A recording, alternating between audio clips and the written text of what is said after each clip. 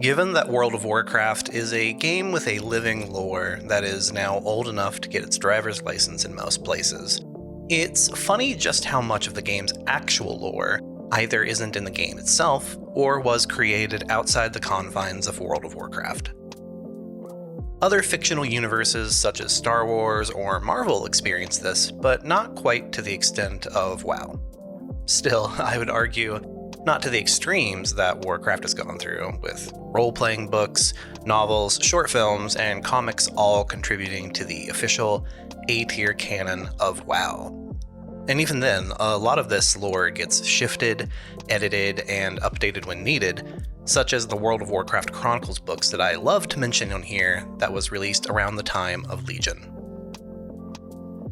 Consider my amusement when I broke my personal embargo on Dragonflight spoilers this past week and read the synopsis of what's going on in the next expansion. No spoilers are ahead because I didn't want to jump too far in, but I feel like our question from the last episode about what direction the story is going to go now that it seems like all the established lore stuff has had their threads tied up has now been answered. And lo and behold, the story of Dragonflight and what leads players venturing to the forgotten shores of the Dragon Isles is one you may not know or be aware of unless you've paid close attention to the ongoing story of the 5 Dragonflights, Guardians of Azeroth, and the first race evolved and given the gift of the Titans and the Watchers. Of course, I would be remiss to say that the lore of the dragons is completely missing from in-game, as that's just not true. After all, we literally did an episode in Season 1 about Onyxia's mucking about in the politics of Azeroth just for funsies, and Cataclysm was all about Deathwing and his ultimate end. And yet, so much about the origins and beginnings of the 5 flights is buried in old fiction, novels, and even side stuff such as Hearthstone, which has turned out to be a really great way for the team to reframe and refocus old or forgotten lore, but with a fun new twist. Now, be honest, how many of you out there even know what or who a Galakrond is, outside of his being a massive skeleton located directly in the middle of Dragonblight? One of the things I love about WoW, though, is that there are things in the game that aren't necessarily common knowledge or explained outright, being a constant reminder that there are multiple worlds within worlds when it comes to all things Azeroth. Side note, All Things Azeroth was one of the final choices for the name of this podcast, but ultimately lost out because of the Emerald Lagasse reference that Essence of Azeroth is, and that made me laugh. A lot of the setup for the next expansion doesn't have much of a footprint in the current game, especially given that the end of Cataclysm in many ways felt like the end of the line for the Dragonflights and their power. The 5 consorts of the main flights all gave up their power and ability to reproduce in order to power up the Dragon Soul artifact one more time and damage Deathwing. But this is also one of the things I love about an ever-evolving canon with a game like World of Warcraft. Expectations can shift, characters can come back, and old stories can be given new life. Like we said in the last episode, the world is wide open for World of Warcraft from here on out. The Alliance and Horde are working together in earnest to reach the Dragon Isles, and anything can happen. Especially dragons. Dragons can and will happen.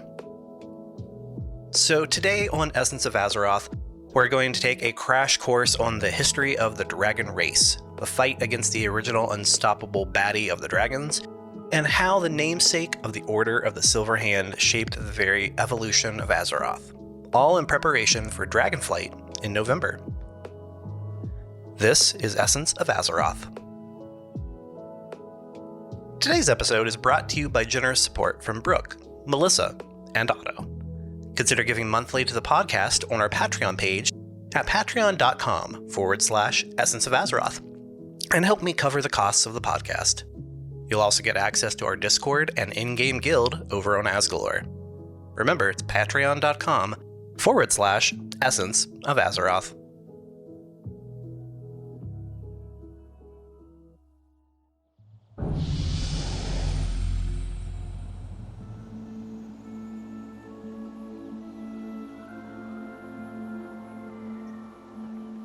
Stop me if you've heard this before, but the origins of the dragons, Proto Dragons, Dragonflight, and everything else we're going to be talking about today all starts with the Titans.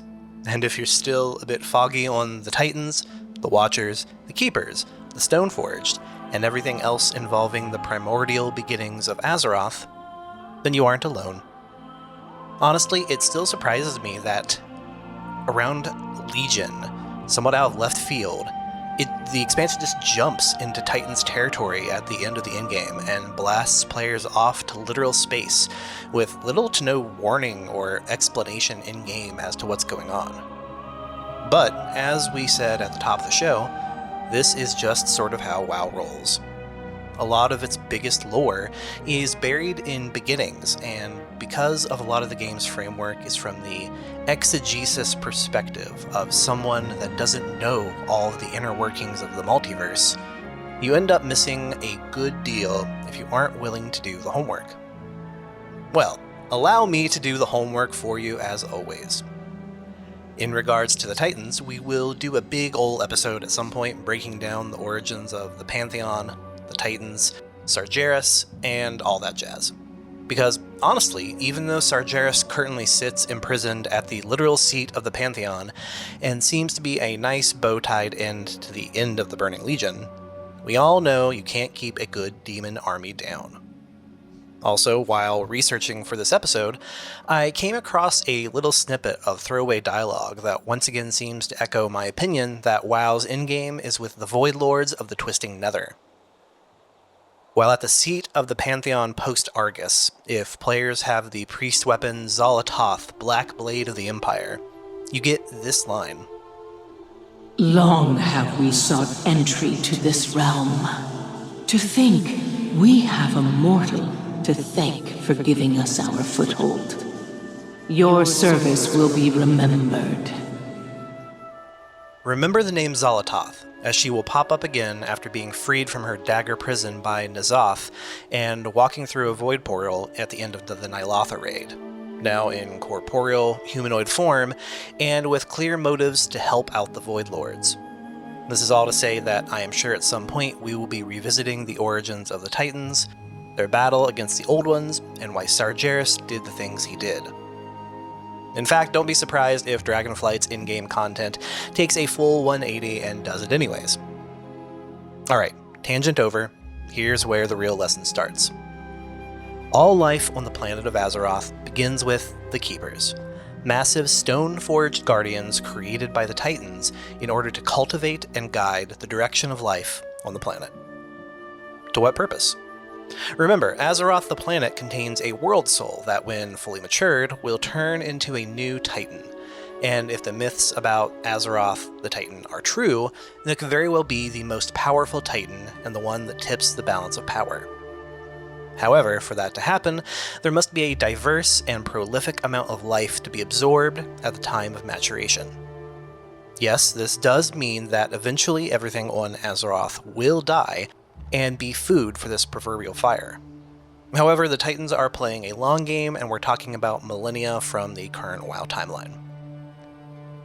The Titans' sole job is to tend to the garden, bring about life, and, as they soon learn, attempt to combat the black growth of the Akir that has spawned from the infestation on Azeroth created by the Old God's presence and the Black Empire. However, the first challenge of the Keepers and their stone-forged army was to quell the elemental invasion, with the Keepers' strongest warrior, Tyr, leading the assault. With his massive bludgeon weapon called the Silver Hand, Tyr led the Titan-Forged to victory over Ragnaros, sealing away the elemental lords into new realities called the Elemental Planes, and literally calming the seas of Azeroth in order to give way for the creation of new life. And yes, if you're keeping track, this is very much an allegory for the Book of Genesis in the Christian Bible, with the elements being coalesced and calmed for creation. Tyr is an important figure in WoW lore because, above all the Keepers, he had an especially large fondness for the creatures of Azeroth and wanted the best for them. After all, the guy fought back the Black Empire and Ragnaros, also life could take hold. And mentioning the elemental plane here is important because this is where the origin of the dragon race, called the Proto Dragons, originate. The first Proto Dragons were elemental drakes, such as stone and storm drakes, created from the literal elemental realms that Tyr helped beat back. This is similar to how the Stoneforge were created from Azeroth's own rock, later becoming the dwarves, the trogs, the Vrykul, and then humanity. And as you've seen in-game, Proto-Drakes are a somewhat malformed race. Not as big as the modern dragon, not as advanced, but possessing great power thanks to their elemental origins and staying on Azeroth instead of retreating to the elemental planes when things began to form. Now, you may be asking yourself, wait, there are still Proto-Drakes around. What's up with that? Is this an evolution thing? Did they just not evolve? I didn't know that was a choice. Well, here's where Tyr gets involved again, but not until the power of friendship brings together two sides for a common cause. Much of Tyr's interactions with the Proto-Drake consorts that would eventually become the leaders of the 5 Dragonflights is found in novelization, some of the earliest in Warcraft book canon by writer Richard Knack. Some of this has been reprinted with a few changes to make things canonically connected, but the story of Tyr learning to trust the so-called lesser races and literally give his flesh and blood to help save and evolve a burgeoning species is one you won't really find in-game. Tyr was on a mission to find a worthy race to elevate as guardians of Azeroth, much in the way that he was created to be a caretaker to this cosmic garden of a planet. He began to notice that some special proto-dragons had taken on special characteristics in their formation, which included the blue proto-dragon Malygos and the black proto-dragon Neltharion, and hoped to rally these special specimens to combat a new, growing threat within the new species.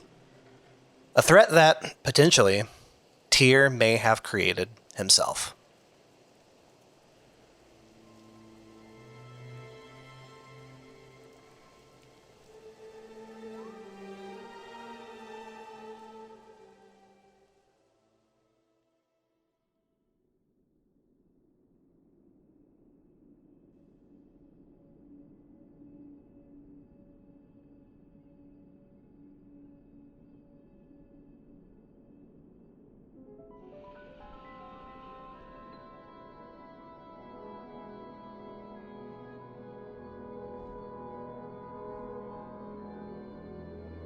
Galakrond is a name that a lot of Blizzard fans and WoW players probably know, but don't actually know much about.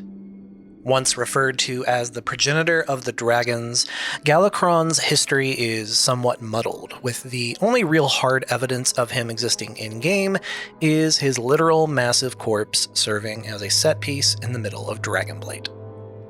If you play Hearthstone, you may remember a recent set featuring Galakrond as the centerpiece of the set's theme, with each class of hero having their own Galakrond card. And that was somewhat to represent that he was thought of as the progenitor of the dragons, and therefore represented all the flights and maybe contained all the powers, but even that was hearsay and not really true to the lore and canon, which we will forgive Hearthstone for because it's still fun. But past all that, there's not much.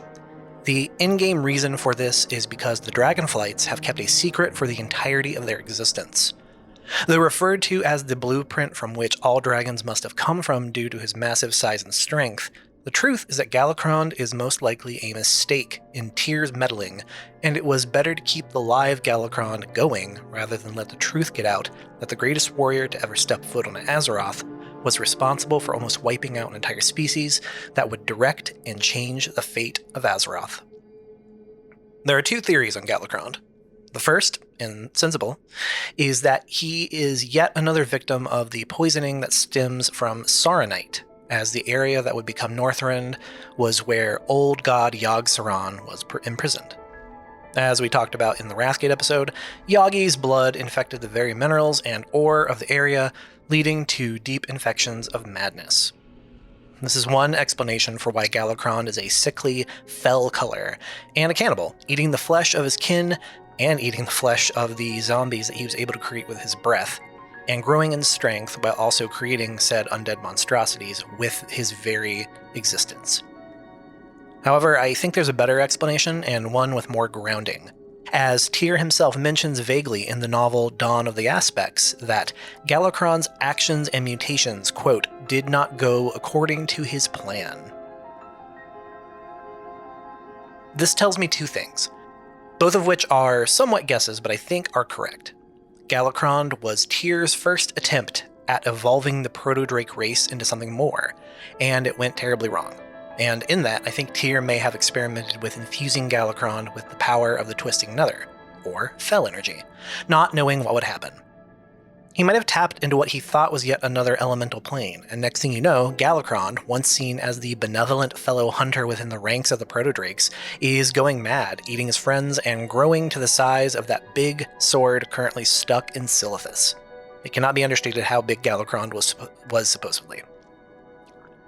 Thus, Tyr goes to try and right his wrong, finding these 5 special proto-drakes that all appear to have exceptionally taken on the powers and visage of their elemental planes.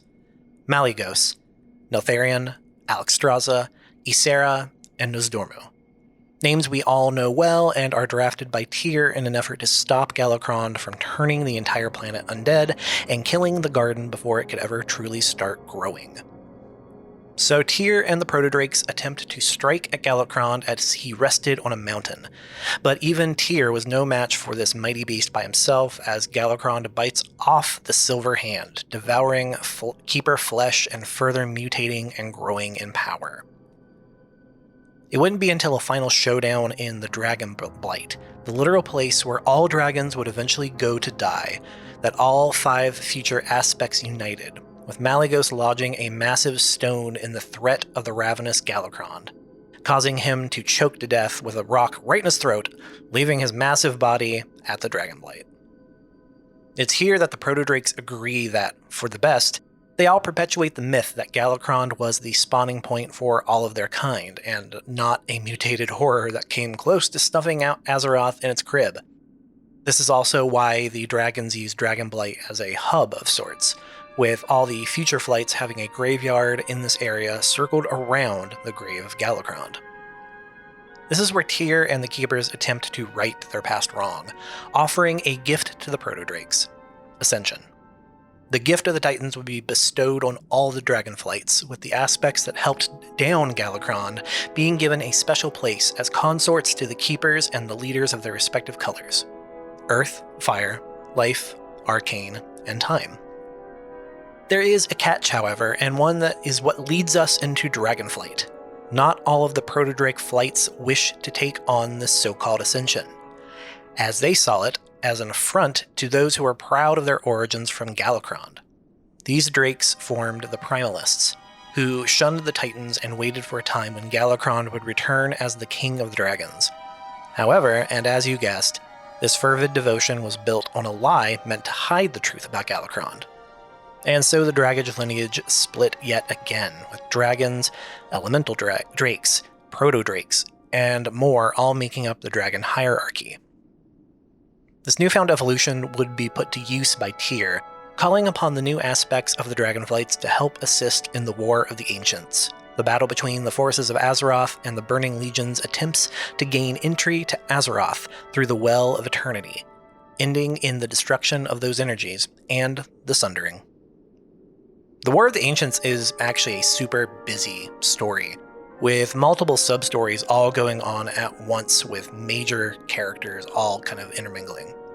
While the story of Illidan, Malfurion, and Tyrande is playing out, the Dragonflights are suffering their greatest loss since Galakrond, with the Earth aspect in Neltharion succumbing to the whispers of the Old Gods, buried in the very Earth that he channeled energy from, leading to a dastardly plot in which an artifact called the Dragon Soul was created from the essence of all 5 dragon aspects, meant as a means for reversing the enemies of the Well of Eternity and sucking every demon back into the Nether, which worked.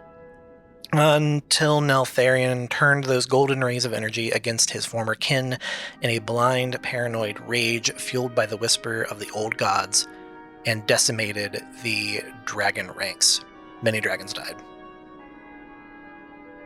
This power was not meant to be used by one being for too long, causing Neltharion's skin to crack, break, boil, and fall apart, leading to his retreat under Kazan, where the dragon called Deathwing was born, forcing the goblins of Kazan to build massive metal plates to keep the dragon's flesh from falling apart. But the damage was done. The dragon's soul was lost to time. Literally, as players would be sent back in time by Nosdormu to steal the dragon's soul for use against Deathwing once more in Cataclysm. It's here that the Dragonflights somewhat fall away from each other, each going their separate ways. The Red Dragonflight was taken captive by the original Horde during the time period known as Warcraft 2, with Alexstrasza being held captive as a broodmare in Grim Batal, near the wetlands of Arathi, which would be seen up until World of Warcraft. The Green Dragonflight became recluses, falling into the Emerald Dream as a way to protect the newly crafted world tree Nordasil, and suffering captivity at the hands of the Gurubashi trolls at the sunken temple of Atal Hakar. The Blue Flight would become the keepers of the Heart of Magic, but anyone who is currently playing Wrath Classic knows that things don't go especially well for Malygos at all. Meanwhile, the Bronze Flight spends eons attempting to not interfere in the world of Azeroth during and up to the War of the Shifting Sands and the downfall of Cthulhu, before yet another mystery of an infinite Dragonflight would appear, with goals of shattering the timeline. And as for the Black Flight, we know it's nothing but bad news all the way down. Deathwing's son Wrathion, much like his father, eventually falls prey to the whispers of the Old Gods and is turned against adventurers at Ny'alotha, though eventually is freed from those shackles and is part of the party that is heading towards the Dragon Isles in Dragonflight. This is all to say that it's sort of sucked being a dragon, no matter what color you wear. It wasn't until Cataclysm that the flights finally got on the same page and worked together, and maybe if they had gotten their own individual issues sooner, they could have avoided such heartaches as Alexstrasza being held captive with the power of the Dragon Soul, given to the orcs by Deathwing, or the eternal suffering madness of the Green Flight, continually taken hostage in the attempts of various villains trying to gain access to the Emerald Dream. So after all that, you might be asking yourself, okay, that all makes sense, but what about Dragonflight? Isn't there an entire Dragon Isles that is suddenly appearing out of nowhere? What's with that? And if dragons can no longer breed since the events of Cataclysm, why is there suddenly a playable race of dragons that we've never seen before? We'll go into this a bit here, as the official synopsis about how Dragonflight kicks off has given us some details about the mysterious Dragon Isles, forged by the hands of Tyr himself as a breeding ground for all of the Dragonflights, and meant as an emergency base should the flights ever run into any danger. The Isles are essentially a giant Titans facility, similar to Old War, with Stonekeepers, Dryads, Draconid, and more all being found on this island. However, the most important location is also a hidden secret within that hidden isle, as Neltharion and Malygos created a hidden lab meant to create the ultimate melding of dragon genealogy and the spirit of humanity and creatures found on Azeroth. This new warrior class was placed into stasis and meant as a protector for all of Azeroth should the dragon aspects ever fall. However, with the aspects scattered to the winds and the beacon of Tyrhold dimmed, the island became shrouded and nothing but myth, until the start of Dragonflight, when the beacon is lit once more and calls all dragonkind and adventurers back home. I was super intrigued to find out just how involved Tyr is with the dragons, as this entire aspects of lore in WoW was somewhat new to me going into this multi-week research period for this episode. Tyr truly gave everything to see Azeroth as a place of prosperity, truly wanting the best for the species of this planet he was called to protect. So much so that after his death, at the hands of the traitorous keeper Loken, Tyr was buried underneath a pristine lake in the countryside, at a place called by his friend Ironaya, Tyr's Fall. Today, Tyr's Fall's glades still holds monument of a keeper with the silver hand and the best of intentions. Thanks for joining me today on this journey into the basics of the dragons. I'm actually super excited to see where Dragonflight goes, and if we're about to see the resurrection of Galakrond, either by these primalist proto-drakes or by someone else attempting to yet again weaken Azeroth enough for some other entity's lofty goals.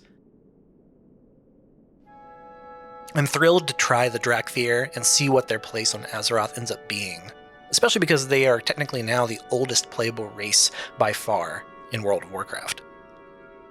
Join us here next time as we take a bit of a break from dragons and delve back into the Raid Finder, this time looking at the history and lore of Ankh-Kiraj, the War of the Shifting Sands, and how I'm still mad to this day that I'll never get the Scarab Lord title and mount. Please consider signing up for Essence of Azeroth at our Patreon, or consider leaving a voice message for the podcast over at anchor.fm/Azeroth podcast, which I will gladly read and answer on the air. Until then, take care and avoid those Wowhead spoilers.